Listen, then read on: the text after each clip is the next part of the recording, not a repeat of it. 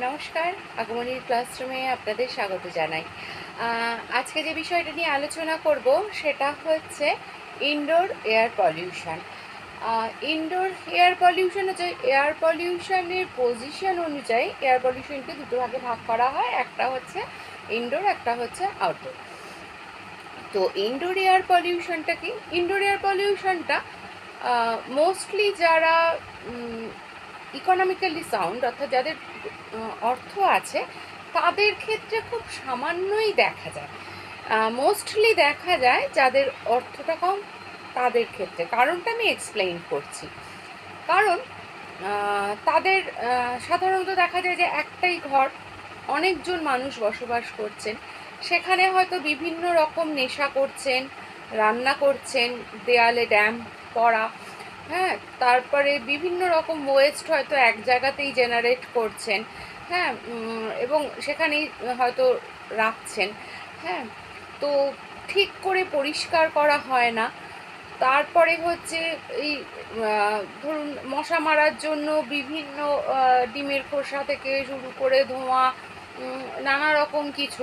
তার ফলে কি হচ্ছে, ম্যাক্সিমামটা কিন্তু ইনডোর এয়ার পলিউশনটা একটু যারা অর্থনৈতিকভাবে পিছিয়ে আছেন তাদের ক্ষেত্রেই দেখা যায়। কিন্তু যাদের অর্থ রয়েছে তাদের ক্ষেত্রে এগুলো হয় না কেন? তার কারণ হচ্ছে তাদের রান্নার জন্য রান্নাঘরে চিমনি রয়েছে, তারপরে অনেকটা বাড়িটা অনেকটা স্পেস নিয়ে হয়, তারপরে একটা ঘরের মধ্যে অনেকজনের থাকার কোনো প্রয়োজনীয়তা পড়ে না, কারণ অনেকজন একসঙ্গে থাকলে একটা ঘরে প্রচুর পরিমাণে কার্বন ডাই অক্সাইড উৎপন্ন হয়, যেহেতু আমরা নিঃশ্বাসের সঙ্গে ছাড়ি, হ্যাঁ।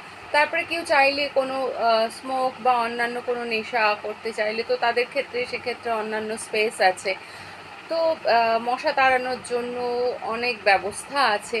তো সেই জন্য ইনডোর এয়ার পলিউশনটা অনেক কম দেখা যায় একটু যাদের অর্থ আছে তাদের ক্ষেত্রে। এছাড়া ধরুন স্টোভ এর ধোঁয়া টোয়া, উনুনের ধোঁয়া, এই সমস্ত কিছু কিন্তু ইনডোর এয়ার পলিউশন ঘটাতে পারে। তো এগুলো আমাদের কি শরীরে প্রভাব ফেলে? এগুলো আমাদের শরীরে এক করে নার্ভাস সিস্টেম নষ্ট করে দিতে পারে, ব্রেন ইনঅ্যাক্টিভ করতে পারে, লাংয়ের প্রবলেম তৈরি করতে পারে, হ্যাঁ। তারপরে হচ্ছে ফ্যাটিকনেস আসতে পারে, একটা ড্রাউজি ভাব থাকতে পারে, মেন্টালি রিটায়ার্ড, অর্থাৎ একদমই মানসিক অবসাদগ্রস্ত হয়ে যেতে পারেন, হ্যাঁ। তো এই সমস্ত প্রবলেমগুলো কিন্তু হতে পারে। এবার হচ্ছে রেমিডি বা বেরোবো কী করে? দেখুন, যাদের স্পেস আছে তাদের তো কিছু বলার নেই, যারা রান্নাঘরে সমস্ত ইকুইপমেন্টগুলো লাগাতে পারছেন তাদের ক্ষেত্রে কিছু বলার নেই। কিন্তু যাদের পক্ষে সম্ভব হচ্ছে না, তারা চেষ্টা করুন অ্যাটলিস্ট রান্নার সময়টা যাতে বাইরে করা যায়, মানে ঘরের সামনেটা কোথাও একটু কেটে কুটে নিয়ে গিয়ে রান্না করলেন, আবার তুলে নিয়ে চলে আসলেন, সেটা যদি পসিবল হয়। তারপরে কোনো রকম নেশা ঘরের ভেতর না করতে।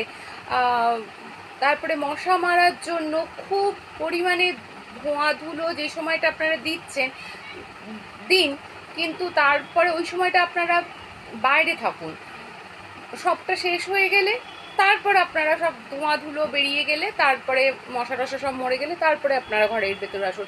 কারণ এতে সবচেয়ে বেশি সাফার করে বাচ্চারা এবং মহিলারা, কারণ বাচ্চারা হচ্ছে আমাদের ভবিষ্যৎ। তারা যদি রোগগ্রস্ত হয়ে পড়ে তাহলে তো আমাদের ভবিষ্যৎ একেবারে শেষ, হ্যাঁ। তাই প্লিজ প্লিজ প্লিজ যারা দেখছেন যে আপনাদের চোখের সামনে কেউ ইনডোর এয়ার পলিউশনের সাফার হচ্ছে, তাহলে সেক্ষেত্রে গিয়ে তাদের কাছে, দেখুন আমার একার পক্ষে তো সবাইকে মিট করে কথা বলা সম্ভব নয়, তো আপনারাও একটু একটু দায়িত্ব নিন, প্রতিদিন পরিবেশের জন্য, মানুষের জন্য কাজ করুন 5 মিনিট, সেক্ষেত্রে তাদের এগুলো বোঝান, এবং তাহলে সেক্ষেত্রে তারা এই জায়গাগুলো থেকে বেরিয়ে আসতে পারবে।